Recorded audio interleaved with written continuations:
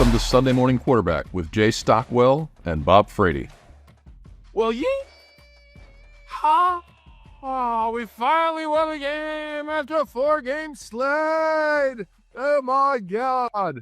If I had told you that the offense had trouble scoring and missed a couple of field goals, who would you think I was talking about? What a turnaround. It is shocking to me how coaching matters in college. Like, Why would that shock you? It matters. It matters everywhere. It's like if you have a bad sales leader, you get bad sales. If you have a great sales leader, you get great sales. It's like, it's management, baby. Yeah, it's pretty wild. All this talent, all this ability to execute was all on the field. I'm trying to do my Holgorsen look-alike look this week. I noticed we both went with the white hats. That might be subliminal. I don't know. One for the offense, finally. Leaning on the black shirts all year, and the offense just crushes the under and scores 40 points. I'm like, beautiful. Yeah, but I got to fit in the beard, like the wispy hair coming out the back and the white hat and the glass. Yeah, you do. You might have to shave, though. We might have to shave. Do the Holgorsen. Holgorsen. What a remarkable moment for the Big Red end. Look at that, Bob Frady. Check that out. I think that it is a huge sigh of relief for everyone. And to me, the best part of that game was the very end, where the stands were full of Husker fans who've been through beaten to hell in the last 7 years, chanting, "Go Big Red," all together. It's like, man, I wish I was there. It's like, that is what this team is. That's what these fans are. They hang in. They're hopeful, and they hang in. And damn it, they got it. Or we got it. So I am super pumped for whatever the future holds. So Stryker, one of the writers, was basically saying how amazing this was to do this, to break all these curses against Wisconsin. Let me just reel them off to you. 5-game losing streak on senior day, an 8-game losing streak on bowl qualifiers for Matt Rhule. Yep. All done against Wisconsin at home and breaking the curse. You know why? I'm taking responsibility for this. I'm taking credit for this because we got Adam Carriker off the fence, got him excited, and look what happened. I think it's really interesting that he reached out to us because, he does his show alone. And I think there's, when you're on a 4-game slide and it's the same every week, it's a little tedious to go back and say when they won 4 games in a row, we weren't hearing from anybody. Yeah, exactly. This guy's a popular guy. I mean, you could just see it in the comments on the pod and, the number of views. Which leads me to a question. A question. Is Adam Carriker more popular than Tom Osborne? Well, I know. No, I just think, people know Osborne, but look, I think the way Husker Max features him and stuff, and he's a known quantity. He's a player. He's a young guy. He's only 40. And I just think he's credible. Like, he knows stuff. Like, he talks to a lot of people. And I would say that to a certain demographic like us, Tom is the legend. He is the living legend because we've seen him in action. But you think about when he retired, what was it, 94 that he retired? There's been a whole generation of kids who have never seen that, just heard of it. And so Carriker, and plus we got more views with Carriker than we did with the legends. Yeah. So, it's interesting. I like what Adam takes some chances in, like, the way he delivers this stuff. He tries to, he's a very unique delivery. Like the post game, the gut reaction, the Carriker Chronicles gut reaction was, he was sitting by this blow up toy of his daughter's. It was really funny, and he just goes on for a couple of minutes and he takes notes throughout the game and sort of recaps them and stuff. Listen, when you're 6'6" and 250 pounds, you can react however you want to him. People aren't going to give you. I think he's up to 270 is kind of his steady weight right now. Whatever the number happens to be, you can get away with a lot of. It's like when you and I go out. It's like if you do something, people don't look to fight with you; they look to fight with me. It's like I could take that guy. That guy, nah, this guy. It's like you get away with stuff when you like that. How about this? 473 yards of total offense on 74 plays. What did they do this game? What did they do? You tell me. What did they do? Unleash the beast. Mr. Minnesota football. Emmett Johnson. Yeah. Because he's got a little shift. There were a lot of runs where he would go to a spot and then just jump a little bit to the side and then take off. It's like that's how he got a lot of his yards was by making people miss. And they call him the scat back. It's like he's not the scat back. He's a good back. Now Dowdell got the bowling ball touchdowns, which is great, good for him. More Dowdell, but they unleashed Emmett Johnson. He had 200 total yards almost. 180 for the team, and I think he had rushing. He had 113, but by far his best game. Was it? He was 85 yards receiving or something like that. Yeah, and his coach. I mean, Holgorsen told him. He said, Holgorsen apparently said, I can walk through the hole and can't touch anybody, so you guys ought to be able to run through it, And then he went to he went to the wide receivers and said, hey, dude, you guys are 6'4". Why can't you make a block? Yep. And just challenge the guys to play better with some swagger. And it makes all the difference in the world with these young kids. Could you imagine if he was the OC for the whole year? Oh my God, you'd be close to Bob Frady numbers, 11-1. Yeah, it's like listen.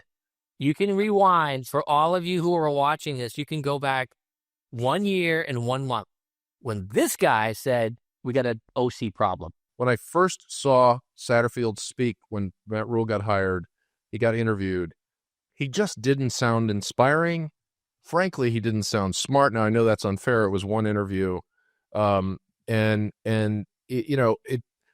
there was well, if you watch this podcast, you would think that both of us are morons. So it's like we can't judge too quickly on. Imagine if there are cameras in front of us. What play did they run on third down? Like, a pass. But I can't remember where I heard it, but it was today. Since we were 5-1, the book was out on Nebraska. Play man to man, and put Raiola under pressure, and they can't react. And our offense did not make any changes to react to that. And this guy came in and saw it and diagnosed it and fixed it and 44 points. Who saw that coming? We all called the under. We didn't. Adam Carriker called it 13-10. Remember? They beat that in the first quarter. It's like man, this is a track meet. First quarter. It's great to see. The thing I liked the most is that they played with pace and they took what was there. There weren't a lot of forced throws into coverage. Yeah, there were some tight windows for sure, but he took what was there, matriculated the ball down the field, and even had a touchdown dropped that probably should have been caught, but that's nitpicking. And what a field goal kicker! Oh my God! Suddenly it's like the Minnesota Vikings. All of a sudden they get this guy off waivers. They bring in 3 kickers to kick, and he has made 7 field goals in a row, including a walk-off tonight. Yeah, it's like find the right guy that can kick it. That's such a big deal. Yep. Gives you a lot of confidence. Here's another thing: the 24 hours of Nebraska sports. Friday night, okay, we go to Creighton, and we beat Creighton on the road. Not even really close. Sam Hoiberg tweets after the game, sorry about that, Creighton, but you can get a win tomorrow, referring to the football game. Because we know a lot of Creighton fans are also Nebraska football fans. It was like a mic drop on the tweeter. And then after the football game, the women swept Wisconsin. And so hold on. You got to focus on the football game. First, basketball team does its job. Listen, St. Mary's is a good team. They're always a good team. So losing by 3 to St. Mary's, no shame in that game. That would have been a quad 1 win, by the way. They whoop up on Creighton. Yeah. Then the football team relieves the nerves of every Nebraskan who roots for the football team across the state. Yeah. I cannot imagine how many babies are going to be born 9.5 months from now. Because of this victory. I'm going to guess there's a population surge in Nebraska next next September, October. And then game number 3, women's volleyball. Yeah, and listen, it wasn't a close victory. It's like 3-0. It's like, and how they're ranked number 2? Come on, Pitt. Come on. Yeah, exactly. But you know what? Rankings don't matter. The only ranking that matters is at the end of the season. And that's what matters. Are you pulling up the natty? Let's look at the stats. I mean, 473 yards versus 407. We had pretty good job on penalties, only 4 for 48. Our punter was great. Kicking game was great. Kind of across the board. Third down conversion, we were 4 for 9. They were 3 for 10. So just, now I'm kind of surprised by the 407 we gave up to them, but that was that one big pass. Well, listen, their quarterback played a really solid game. Those touchdown passes were incredible passes. And God bless him. And he's taken a lot of heat, but he wasn't the problem. They couldn't run the ball very well. They give up the fumble at the end of it. It's like, take a knee. 27 seconds or something left in the first half. They try to run a play, fumble, turnover, field goal for Nebraska. It's like, wow, what a momentum killer. That was really cool. And so it was just sitting in my chair watching this game. I'm like, oh, so much for the under. Poor Luke Fickell looked like desperate and lost, So if you have 2 teams, who would you rather be right now, Nebraska or Wisconsin? Oh, no question. Not even close. No question. And Adam raised an interesting point. It's like the transfer portal has certainly impacted Nebraska, but Matt wants to build the team, so he wants to recruit and he wants to build. You're aware there's a new rule next year that's going to severely impact the 105 limit. 105, yeah. That was. But what it's going to do is it's going to make all of college football more competitive, because those last 20 or 30 guys who might be languishing on the bench for Nebraska are going to be starring for Appalachian State or something like that and pulling off an upset here and there. It's Matt made the point that, like, I can't imagine what if I wasn't allowed to walk on at Penn State. I don't know what my life would have been like, right? Yeah. And so there's an opportunity cost here, and I got to really read about it and understand why they're doing it. I don't understand that. No one's explained it yet. Kind of guessing this is why Malachi Coleman hit the portal. So either the grades weren't there, or there's just a lot of competition coming in at wide receiver. So, and they had a conversation with him like, hey, might as well do this now rather than do it later. Who knows? But a guy like that who was talented but seemed to lack a certain gear, God bless him. Well, there was another one of those in the game. Nate Borkature started at tight end, and Fedoni got in there, jumped off sides once, and you didn't see him again. Yeah. I don't know whether he was hurt or whether that was punishment. And it's like, hey, listen, accountability matters, man. It matters. And so, listen, I'm a big Fedoni fan. I think he's criminally underused. But the coach has rules, you follow the rules. And if you mess up, and sometimes you pay the price. And Borkature played a hell of a game. The big target, big kid, moves well, got the ball. It was nice to see. And Harburg getting a touchdown was also some nice icing on the cake. Oh, that's right. I love the use of Harburg too. That was cool. So guess what? Hey, if Harburg comes in the game, they're going to run a quarterback sneak. That's pretty much it. All right, let's look at the writers. Tad Stryker. Holgorsen has changed a few things up a bit. Exhibit A, Nate Borkature got the start at tight end. Thomas Fedoni was hard to find. And he was the one that was talking about all the streaks that were broken. Christofferson from the Husker 24/7. It's just a step, but one Nebraska absolutely had to make and remove that tired bowl conversation from the table. Amen.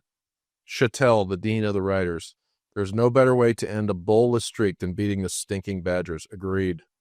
Rubeck, Daily Nebraskan. The Huskers have usually gone without duds, not winning on senior day since 2018. However, the veterans played like their season was on the line, which it was. Arnie Just, Lincoln Journal Star. For the first time in a long time, Nebraska will play football after November. Drink it in and drink it up, Husker fans. Sherman, Mitch Sherman. Saturday in Lincoln marked one of the most cathartic occasions in the past 50 years in Nebraska football. Polzin from Wisconsin State Journal. The list of problems to address is long and daunting. Meanwhile, the man in charge of fixing them looks beaten down. I agree with that. Luke Fickell looked sad and tired. And hey, man, if you're losing I'd look sad and tired, too, if I was losing a game. I look sad and tired when I'm winning a game. So, The pipe cleaner. The human pipe cleaner. Maybe that's just his natural resting face is, sad and tired face. So it's on to Iowa. Yeah. I'm expecting we'll talk about that later in the week, but I'm so pumped. It's like finally Stanford, you're up. You qualify but you got the longest streak now. You're up, and finally, I don't even care if it's the Detroit Bowl, just something, preferably something close to the West Coast. In a good location, at least, like Nashville or Orlando or something like that. The problem with Nashville is it's the day after Christmas. It's the Rate Bowl is the day after Christmas. It's like yeah. Well, we're gonna have to see. We're gonna have to see, and I can imagine that Mrs. Stockwell will have a say in whether we go to both. Oh, there will. Yes, no doubt about that. See that right there? Way better looking than this guy. So you know how that works. How's California? Are you liking it? Oh man, it's just. Of course, what's not to like? Listen, people can bang on California all you want. It's crowded, it's noisy, it's competitive, it's expensive. Of course, those are all true. It's liberal, whatever. It's like whatever. It's awesome.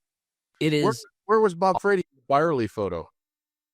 I had pro football duty this morning, so I figured I'd let the girls go do their thing, and had to reconnect with some family members out here for Sunday morning football.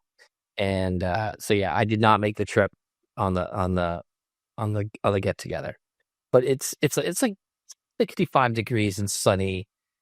Drop the top and drive around. It's just, I had my third hot tub of the week, so I'm in fine shape. I was having dinner with some people the other night. They're like, California, man, we're paying that sunshine tax. We get it, but the reason why there are a bazillion people in California is because it's awesome. There's no question. It's awesome. There are a lot of reasons to leave it and not to like it. I get that. I totally get that. But man, it's awesome. It is awesome.